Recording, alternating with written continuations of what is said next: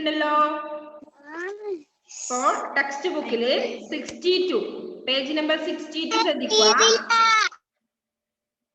62 62ാമത്തെ page ശ്രദ്ധിക്കുക കേട്ടോ. അതില് പദം പരിചയപ്പെടാവുന്നതാണ്. അന്തി. എന്താ അന്തി അർത്ഥം? അന്തി അർത്ഥം എന്താ?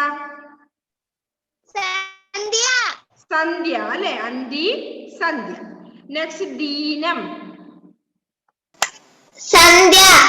അന്തി സന്ധ്യ. അടുത്ത ദീനം. ദീനം എന്താണ്? അസുഖം. രോഗം അല്ലെ? അസുഖം അല്ലെങ്കിൽ രോഗം. നെക്സ്റ്റ് പരക്കുക. പരക്കുക എന്താ അർത്ഥം? വ്യാപിക്കുക. പരക്കുക വ്യാപിക്കുക. നെക്സ്റ്റ് വാനം. വാനം നമ്മൾ കുറെ ക്ലാസ്സുകളിൽ പഠിച്ചു. ആകാശം. ആകാശം അല്ലെ? അശേഷം. എന്താണ് അശേഷം അർത്ഥം? അശേഷം ക്ലാസ് എടുക്കുമ്പോ ഇതൊക്കെ പറഞ്ഞതാണ്. കുറച്ച്. അല്പം. കുറച്ച്. അല്പവും. നെക്സ്റ്റ് പടച്ചവൻ. ആരാ പടച്ചവൻ? ദൈവം. ഈശ്വരൻ അല്ലെ? പടച്ചവൻ ഈശ്വരൻ. നെക്സ്റ്റ് പാര്. പാര് എന്താണ്? ലോകം. പാര് ലോകം. ഓക്കെ. പാര് ലോകം. അപ്പോ അന്തി രാത്രി, ദീനം രോഗം, പരക്കുക വ്യാപിക്കുക, മാനം ആകാശം, അശേഷം അല്പവും, പിന്നെയോ പടച്ചവൻ ഈശ്വരൻ, പാര് ലോകം അല്ലേ? അത്രയും അർത്ഥങ്ങളാണ് നമ്മൾ ഇതിൽ പഠിക്കാനുള്ളത്. നെക്സ്റ്റ് രണ്ടാമത്തെ പഠന പ്രവർത്തനം എന്താണ്? ആക്ടിവിറ്റീസ് രണ്ടാമത്തത് ഉത്തരം കണ്ടെത്തുകയാണ് അല്ലെ? ഉത്തരം കണ്ടെത്തുക. ഫസ്റ്റ് ക്വസ്റ്റ്യൻ എന്താന്ന് നോക്കിയേ. എന്താ ഫസ്റ്റ് ക്വസ്റ്റ്യൻ? ഒന്ന് വായിച്ചേ. ആരാ? ആരെങ്കിലും? ജുവൽ വായിച്ചോ. ഫസ്റ്റ് ക്വസ്റ്റ്യൻ എന്താണ് ക്വസ്റ്റ്യൻ?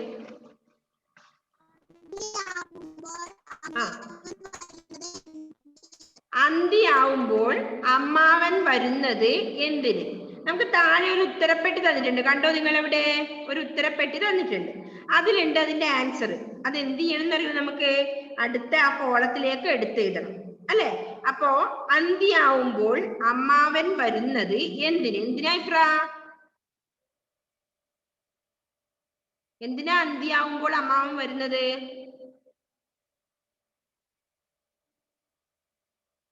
എന്തിനാ ഇഫ്ര അൺമ്യൂട്ട് ചെയ്തേ? എന്തിനാണ് നമ്മളിപ്പോ പഠിച്ചത്? കുറെ പ്രാവശ്യം പറഞ്ഞതല്ലേ. എന്തിനാണ് അന്ത്യാവുമ്പോ അമ്പിളിയമ്മാവൻ വരുന്നത്? അന്തി എന്ന് പറഞ്ഞ സന്ധ്യ.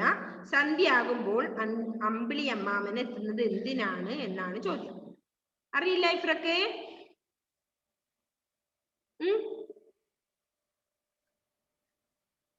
അമന പറഞ്ഞേ. അമന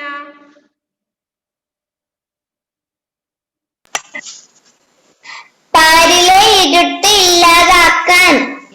പാരിലെ ഇരുട്ട് ഇല്ലാതാക്കാനാണ് അന്തിയാവുമ്പോൾ അമ്പിളി അമ്മാവൻ വരുന്നത് അല്ലേ? അതല്ലേ ഇതിന്റെ ആൻസർ? എന്താണ്? പാരിലെ ഇരുട്ട് അല്ലെ? ലോകത്തിലെ ഇരുട്ട് ഇല്ലാതാക്കാൻ വേണ്ടി. ഓക്കെ. അപ്പൊ നിങ്ങൾ താഴെടുത്ത് എഴുതിക്കോ. ഫസ്റ്റ് കോളത്തിൽ എന്താ എഴുതേണ്ടത്? പാരിലെ ഇരുട്ട് ഇല്ലാതാക്കാൻ. അതാണ് ഒന്നാമത്തെ ക്വസ്റ്റ്യന്റെ ആൻസർ.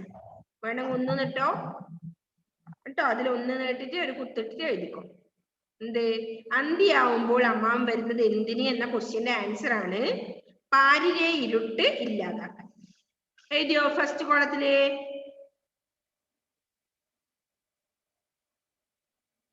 ശ്രദ്ധിച്ചെഴുതണം നോക്കിയിട്ട്. ഏതാ? മൂന്നാമത്തെ ആണേ. നമ്മളിപ്പോ ഉത്തരം എഴുതുന്ന ഉത്തരപ്പെട്ടിയിൽ മൂന്നാമത്തെ.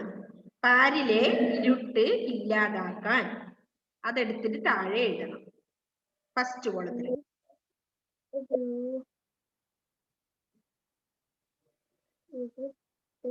ഒന്നാമത്തെ ക്വസ്റ്റ്യന്റെ ആൻസർ അന്തിയാവുമ്പോൾ അമ്മാവൻ വരുന്നത് എന്തിന് എന്ന ക്വസ്റ്റ്യന്റെ ആൻസർ എന്താണ്? പാരിലെ ഇരുട്ട് ഇല്ലാതാക്കാൻ. അത് നിങ്ങൾ ലാസ്റ്റ് താഴെ ഒന്നാമത്തെ കോളത്തിൽ ഒന്ന് ഇട്ടിട്ട് എഴുതിക്കോ. എഴുതിയോ?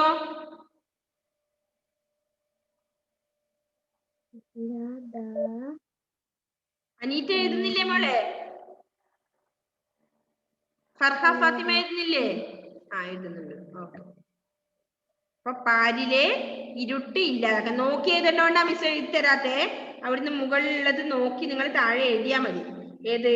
ആ ഉത്തരപ്പെട്ടി എന്ന ബോക്സിലുള്ള മൂന്നാമത്തതാണ് ഫസ്റ്റ് വണ്ണിന്റെ ഉത്തരം. ഓക്കെ, ഫിനിഷ് ആണോ? യെസ്, എല്ലാവർക്കും ഫിനിഷ് ആണോ? ഓക്കെ. അപ്പൊ രണ്ടാമത്തെ ക്വസ്റ്റ്യൻ എന്താണ്? രണ്ടാമത്തെ ക്വസ്റ്റ്യൻ എന്താണ്? രണ്ടാമത്തെ ക്വസ്റ്റ്യൻ അജിത്തെ ഒന്ന് വായിച്ചേ.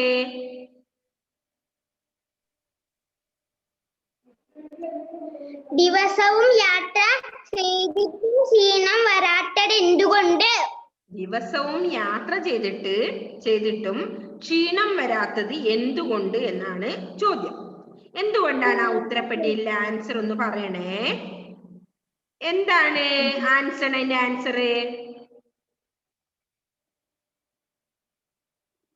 ആൻസർ അൺമ്യൂട്ട് ചെയ്ത് വേഗം ആൻസർ പറ.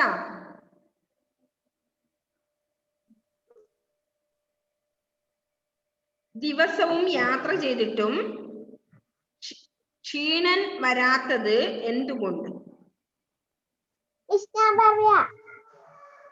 ആൻസർ അറിയില്ല. ആൻസർ ആകാശത്തുള്ളവർക്ക് ദിനം പിടിക്കില്ല.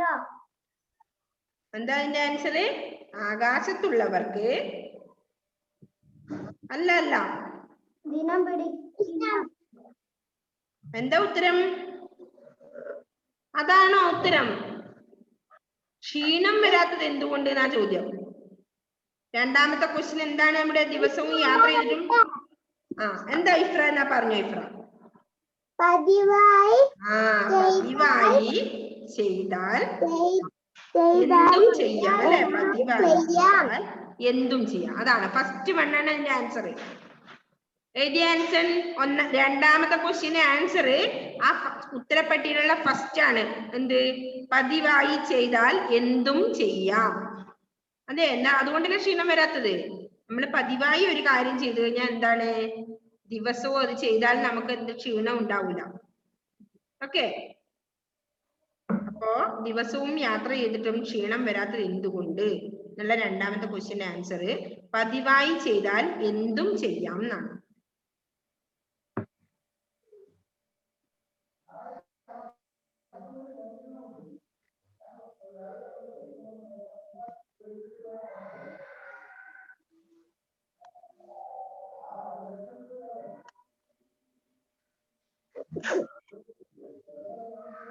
ഓക്കെ, എഴുതിയ മക്കളെ രണ്ടാമത്തത്.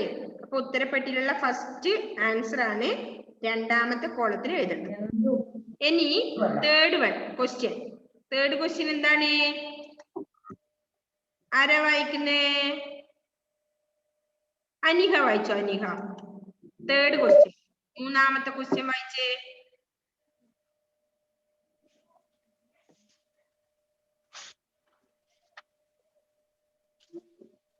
വായിക്കേ. ഉറങ്ങാതെ കണ്ടില്ലേ അനിഹ? ഉറങ്ങാതിരുന്നിട്ടും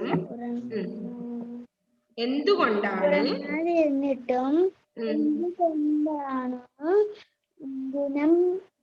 ദീനം വരാത്തത്?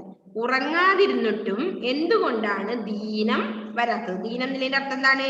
രോഗം അല്ലെ? ഉറങ്ങാതിരുന്നാൽ നമുക്ക് അസുഖം ഉണ്ടാവും അല്ലെ? അപ്പൊ ഉറങ്ങാതിരുന്നിട്ടും എന്തുകൊണ്ടാണ് അസുഖം വരാത്തത് എന്നാണ് ചോദ്യം. അപ്പോ ആ ഉത്തരപ്പെട്ടിയിൽ ഏതാണ് അതിന്റെ ആൻസർ? ഏതാണ് ശ്രീഹരി?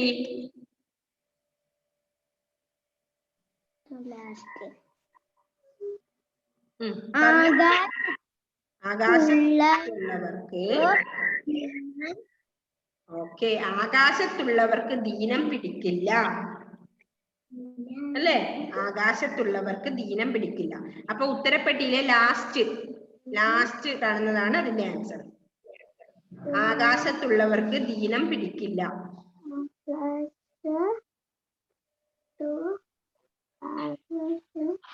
നോക്കി പറഞ്ഞോണ്ട് എഴുതിക്കോ. ആകാശത്തുള്ളവർക്ക് ദീനം പിടിക്കില്ല. അതാണ് അതിന്റെ ആൻസർ.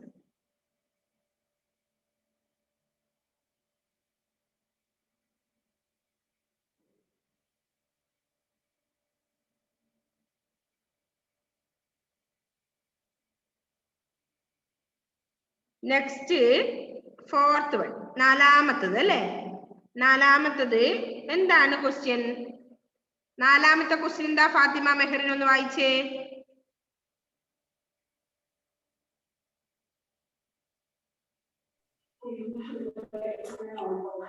ആരാണ് അമ്മാവനെ പഠിച്ചത്? പഠിച്ചതല്ല, പഠിച്ചത്. ആരാണ് അമ്മാവനെ പഠിച്ചത്? ആരാണ്? ആരാ ഫാത്തിമ?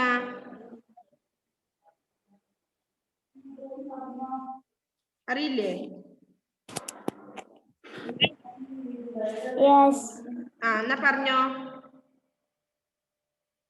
അൺമ്യൂട്ട് ചെയ്ത് പറ. നിന്നെയും ഭൂമിയെയും പഠിച്ചവൻ. നിന്നെയും ഭൂമിയെയും പഠിച്ചവൻ ആണ് എന്നെയും പഠിച്ചത് അല്ലെ? അപ്പൊ എന്താ പറയണ്ടേ? രണ്ടാമത്തതാണ് ഉത്തരപ്പെട്ടിയിലെ രണ്ടാമത്തെ ആൻസർ ആണ് അതിന്റെ ആൻസർ അല്ലെ? നാലാമത്തതിന്റെ ആൻസർ രണ്ടാമത്തെ. അപ്പൊ എഴുതിക്കോ, നിന്നെയും ഭൂമിയെയും പഠിച്ചവൻ. എഴുതിക്കോ, 4 എന്നിട്ടിട്ട് എഴുതിക്കോ നാലാമത്തെ കോളത്തിൽ. അപ്പൊ ക്വസ്റ്റ്യൻ ആൻസർ എല്ലാം കംപ്ലീറ്റ് ആയില്ലേ?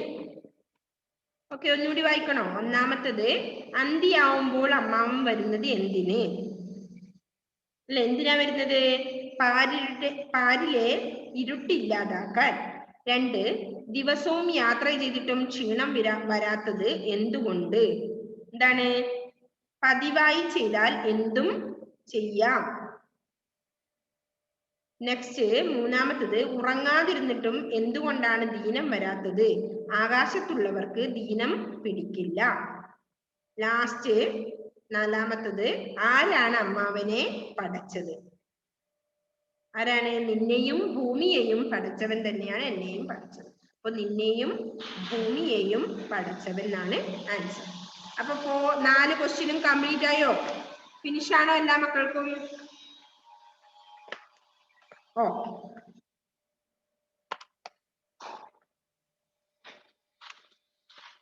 അപ്പൊ അത് കവിതാ ഭാഗത്തിൽ നിങ്ങൾക്ക് കണ്ടെത്താൻ പറ്റുന്നില്ലേ അല്ലെ? ആൻസർ ചെയ്യാൻ പറ്റുന്നുണ്ടല്ലോ നിങ്ങൾക്ക് ഒറ്റക്ക്. ഇനി മൂന്നാമത്തത്, മാതൃക പോലെ. എന്താണ് മൂന്നാമത്തെ? തേർഡ് ആക്ടിവിറ്റി എന്താണ്? മാതൃക പോലെ എഴുതാം അല്ലെ? മാതൃക പോലെ എഴുതാം എന്നാണ്, എഴുതുക എന്നാണ് അല്ലെ? അപ്പൊ നീ നിന്നെ, നീ നിന്നെ, അവൻ എന്താ വരുക? നീ നിന്നെ, അവൻ ജൂല് പറഞ്ഞോ. അവൻ, അവൻ അവനെ. എഴുതിക്കോ, അവനെ. അവൾ എന്താ വരുക അടുത്തത്? ഓക്കെ, അവളെ. നെക്സ്റ്റ് അവർ, അവരെ.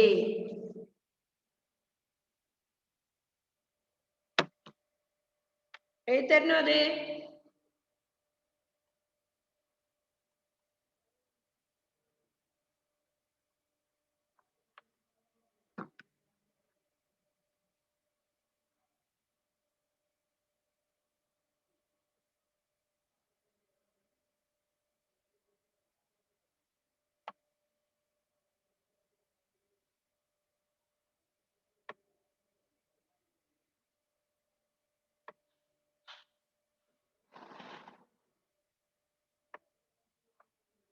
അവൻ അവനെ, അവൾ അവളെ.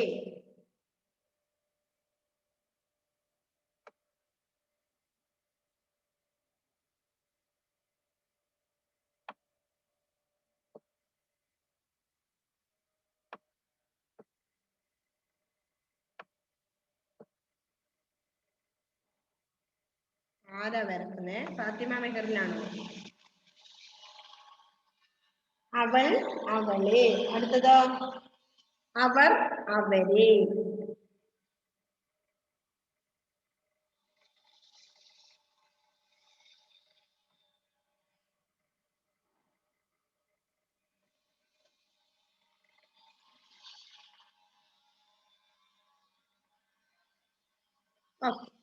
അവർ അവർ.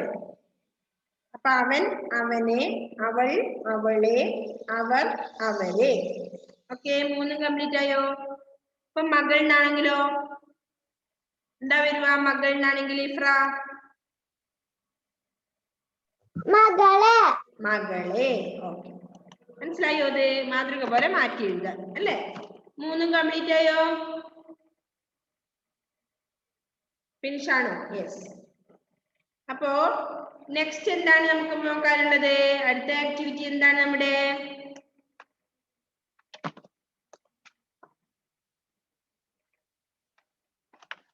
അടുത്തത് പകരം പദം എഴുതുക എന്നാണ്. അപ്പൊ എന്താണുള്ളത്? താഴെ വായിച്ചുതരാം. ചുവന്ന നിറത്തിലുള്ള പദങ്ങളിൽ നിന്ന് ഉചിതമായവ കണ്ടെത്തി താഴെ കൊടുത്ത വാക്യങ്ങളിലെ ചുവന്ന പദങ്ങൾക്ക് പകരം പ്രയോഗിക്കുക എന്നാണ്. അപ്പോ വാനിലൻ അമ്മാവ മയങ്ങാഞ്ഞാൽ ദീനം പിടിക്കയില്ലേ. അപ്പൊ ഏതാ ചുവന്ന കളറിൽ എഴുതിയത്? ദീനം അല്ലേ? ചുവന്ന ഇങ്കിൽ എഴുതിയതാണ് ദീനം. അപ്പോ അടുത്തത്